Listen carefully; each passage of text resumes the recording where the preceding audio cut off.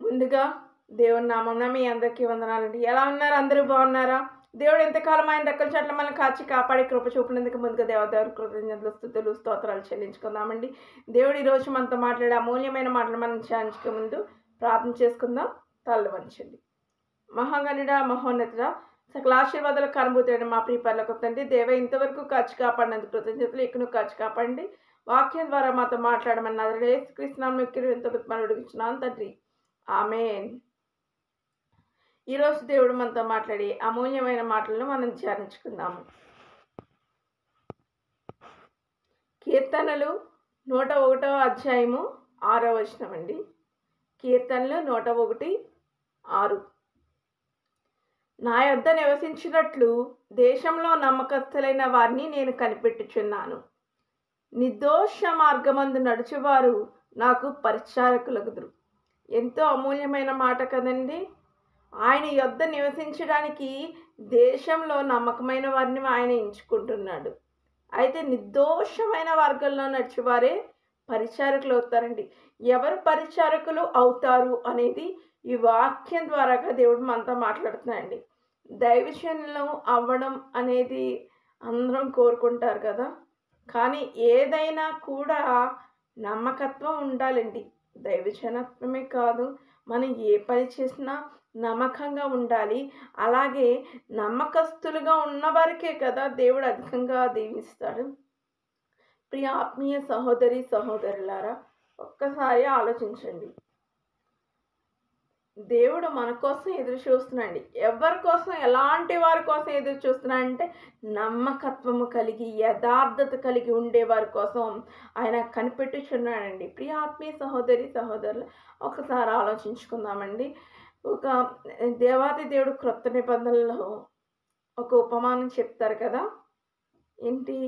ఒక రాజు ముగ్గురికి పిలిచి ఏమంటాడండి సేవకులు, ఒకనికి 1 తలాంతు, ఇంకొకనికి 5 తలాంతులు, ఇంకొకనికి 10 తలాంతులు ఇచ్చి తను దేశాంతరం పోయాడు. అయితే 5 తలాంతులు ఇచ్చినవాడు 10 తలాంతులు చేశాడు. 10 తలాంతులు ఇచ్చినవాడు రెట్టింపు చేశాడు. 1 తలాంతు ఇచ్చినవాడు ఏమయ్యాడండి? దాన్ని తీసుకెళ్ళి భూమిలో పాతి పెడతాడు. అయితే ఆ యజమానుడు కొంతకాలానికి తిరిగి వచ్చినప్పుడు యజమానిని కలుసుకోవడానికి వెళ్ళినప్పుడు ఏం చేస్తారండి? 10 తలాంతులు తీసుకునేవాడు ఇంకో 10 తలాంతులు నేను సంపాదించానని ఆయనకి యజమానికి ఇవ్వడం వలన ఏమంటాడు యజమానుడు? నమ్మకత్వంగా ఉన్న కొంచెంలో అందుకుని నిన్ను అనేకమైన వాటిపై నీకు నియమిస్తున్నానని చెప్పి తాను సంపాదించింది తనకి ఇచ్చేస్తాడు. రెండో వ్యక్తి 5 తలాంతులు తీసుకున్న వ్యక్తి 10 తలాంతులు సంపాదిస్తాడు.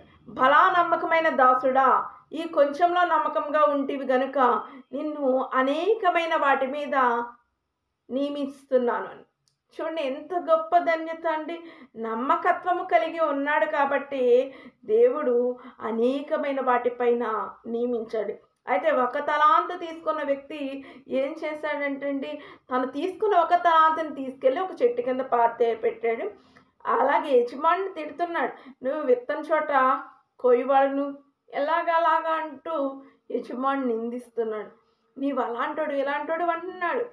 అందుకు నేను ఏం చేస్తానంటే నీ డబ్బును పట్టుకెళ్ళి దాచి ఇదిగో తెచ్చిచ్చాను, ఇదిగో నీ డబ్బు అని ఇచ్చినప్పుడు ఆ యజమానికి చాలా కోపం వచ్చింది. ఒక్కసారి తను ఏం చేశాడు?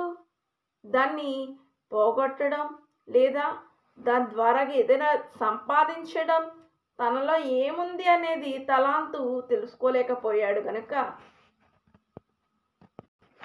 ఇంకా యజమాని దగ్గరకు వచ్చి అలాంటి మాటలు మాట్లాడాడు. అయితే యజమానుడు అంటున్నాడు, నేను ఎలాంటి వాడినా ఏంటి?